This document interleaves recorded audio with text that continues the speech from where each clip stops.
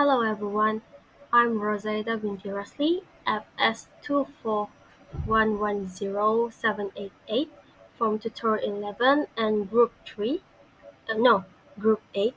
We'll be talking about the ethics of genetically modified organisms (GMOs) in animal research. For the part introduction, genetically modified organisms, in the other word GMO, have become an essential component of contemporary scientific research, especially in the field of medical and genetic studies. In the animal research, genetic modification techniques allow the scientists to study about disease mechanism, evaluate drug effectiveness, and explore the roles of specific genes in development and behavior. These advancements have contributed significantly to medical progress and biological understanding. However, the use of GMO in animal research also brings forward a range of ethical concerns, which mean there is some issues such as animal welfare, the degree of human intervention in natural processes, and the potential for unforeseen the consequence in the genetically altered organism that continue to spark debate among the researchers, ethicists, and the public also. As this era of science continues to evolve more, it becomes increasingly more important to examine the ethical implications of genetically modifying animals in the pursuit of knowledge. This report aims to explore both of the scientific motivations behind this practice and the ethical challenge it presents, which means providing a balance of view of a complex and evolving issue. Here is the literature review. Genes can be manipulated within a species in attempt to alter an organism's characteristics, hence the existence of genetically modified organisms, GMO. A GMO is a living organism that went through changes of its genome using high technology genetic engineering. The first genetically modified animals were demonstrated with transgenic mice way back in the 1980s, which involves altering the DNA of these animals to study diseases, test drugs, and develop agricultural improvements. Ever since then, GMOs have been utilized as research tools for organ transplantation, vaccine development, genetic disease modeling, among many other medical research. This raises an ethical concern on whether it is worth sacrificing the well-being of animals for the sake of human gain or not. With advanced gene editing technologies like CRISPR-Cas9, genetic modifications have become faster, cheaper, and more precise. As scientists push the boundaries of what is possible, from developing pigs with human-compatible organs to creating animal models for neurodegenerative diseases, ethical oversight becomes increasingly crucial. This issue directly affects policy, and governments and research institutions must balance scientific innovation with public concern and moral responsibility. Moreover, it shapes funding decisions, publication standards, and international collaborations.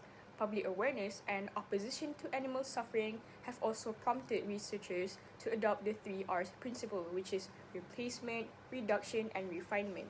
The principle encourages alternatives like in vitro models and computer simulations.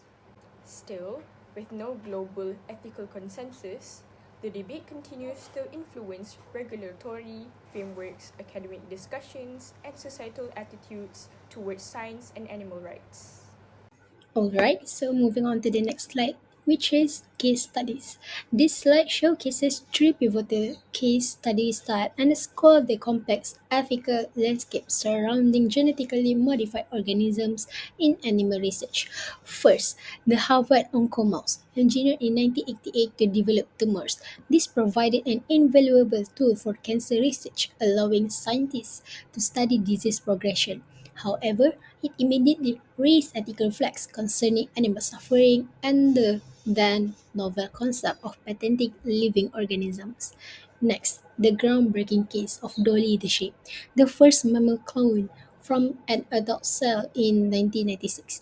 While a scientific term, Dolly's creation ignited ethical debates about the well-being of cloned animals, given the low success rates and the broader moral implication of interfering with natural reproduction processes. Finally, the aqua advantage salmon, genetically modified to grow twice as fast. While promising for food production, the primary ethical concerns revolve around potential ecological risks. If these modified salmon escape into the wild, they could outcompete native species and disrupt entire ecosystems. These three distinct examples, from disease research to cloning and food production, highlight the multifaceted ethical challenges we face with GMOs in animals. They force us to carefully consider animal welfare, our role in manipulating nature, and the potential environmental consequences. Hello, my name is Nurul Anashara bint Yusuf, and now we're moving on to discussion part. We're going to talk about four ethical issues in genetically modified animal research. The first one being animal welfare, the second is ecological risk, the third is public concern, last and not least is ethical theories. Now, we will moving on to our first point, animal welfare. One of the main ethical concerns in genetically modified animal research is animal welfare. When animals are genetically modified, they can suffer from pain, illness, or stress. Sometimes their bodies are altered in ways that make them more vulnerable to disease or affect their behavior. A key example is Harvard Oncomouse.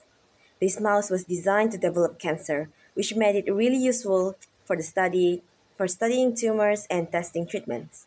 But at the same time, it raised serious concern because these mice experienced early and intense suffering. Plus, the fact that it was patent made people question whether it's right to own a living animal.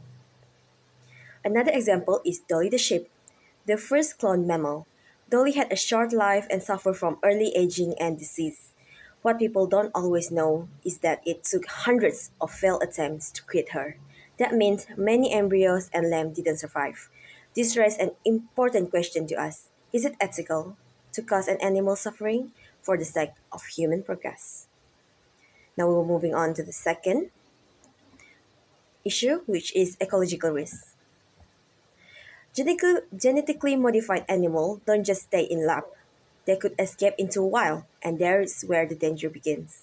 For example, aqua advantage salmon is a genetically modified fish that grow much faster than regular salmon.